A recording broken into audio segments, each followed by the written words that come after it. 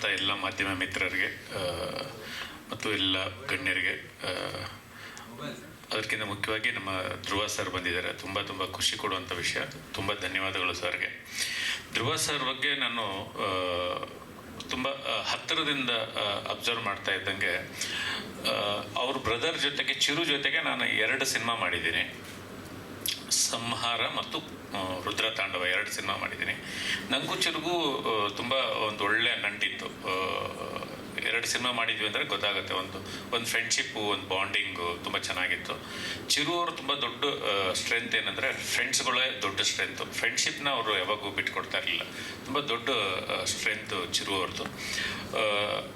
ಆ ಒಂದು ಸ್ಟ್ರೆಂತು ಮತ್ತು ಚಿರು ಅವರ ಜೊತೆಯಲ್ಲಿರುವಂಥ ಎಲ್ಲರನ್ನೂ ತುಂಬ ಚೆನ್ನಾಗಿ ಕಾಪಾಡಿಕೊಂಡು ಧ್ರುವ ಸರ್ ಬರ್ತಾ ಇದ್ದಾರೆ. ಅದು ತುಂಬ ಖುಷಿ ಕೊಡುವಂಥ ವಿಷಯ. ನಮ್ಮ ನಂಟು ಚಿರು ಅವ್ರಿಗೆ ಮುಗಿಲಿಲ್ಲ, ಆ ನಂಟು ಹಾಗೆ ಕಂಟಿನ್ಯೂ ಆಗ್ತಾ ಇದೆ ಅವ್ರ ಜೊತೆಗೆ, ಅವ್ರ ಫ್ಯಾಮಿಲಿ ಜೊತೆಗೆ. ಧ್ರುವ ಅವ್ರಿಗೆ ತುಂಬ ಧನ್ಯವಾದಗಳು. ಧ್ರುವ ಸರ್ಗೆ ಮೊನ್ನೆ ನನ್ನ ಮಗನ ಉಪನಯನಕ್ಕೂ ಬಂದಿದ್ದರು. ಒಂದು ಫ್ಯಾಮಿಲಿ ನಂಟು ಹಾಗೆ ಬೆಳ್ಕೊಂಡು ಹೋಗ್ತಾ ಇದೆ. ತುಂಬ ಖುಷಿಯಾದಂಥ ವಿಷಯ. ತುಂಬ ಥ್ಯಾಂಕ್ಸ್ ಸರ್ ಬಂದಿದ್ದಕ್ಕೆ. ಎರಡನೇದ್ದು ಏನಂದರೆ, ನನ್ನ ಬಿಗಿನಿಂಗ್ ಡೇಸ್ ಇದ್ದಾನೆ 2008 ನಾನು ಡೈರೆಕ್ಟರ್ ಆದೆ. ವಾರಸ್ದಾರ ಅಂತ ಸಿನಿಮಾ. ಅದರಲ್ಲಿ ನಾನು ಅಶ್ವಿನಿ ಗೌಡ ಮತ್ತು ಸಂದೀಪ್ ಅಂತ ಇಬ್ಬರನ್ನ ಹುಡುಗ ಮತ್ತು ಹುಡುಗಿಯರನ್ನ ಇಂಟ್ರೊಡ್ಯೂಸ್ ಮಾಡಿದೆ. ಅಶ್ವಿನಿ ಗೌಡ ನಿಮ್ಗೆಲ್ರಿಗೂ ಗೊತ್ತಿರುತ್ತೆ, ತುಂಬ ಸಿನಿಮಾಗಳು ಮಾಡಿದರು, ಸೀರಿಯಲ್ಗಳು ಮಾಡಿದರು, ತುಂಬ ಕೆಲಸಗಳನ್ನು ಇಂಡಸ್ಟ್ರಿಯಲ್ಲಿ ಮಾಡಿದ್ರು.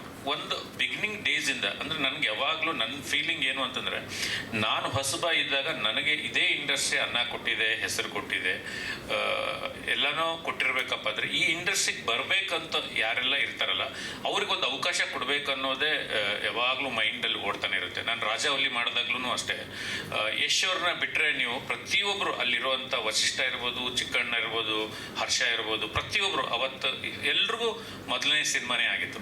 ಈ ಥರ ಪ್ರತಿ ಸಿನಿಮಾದಲ್ಲೂ ಅದನ್ನು ಬಳಸ್ತಾನೇ ಬಂದಿದ್ದೀವಿ.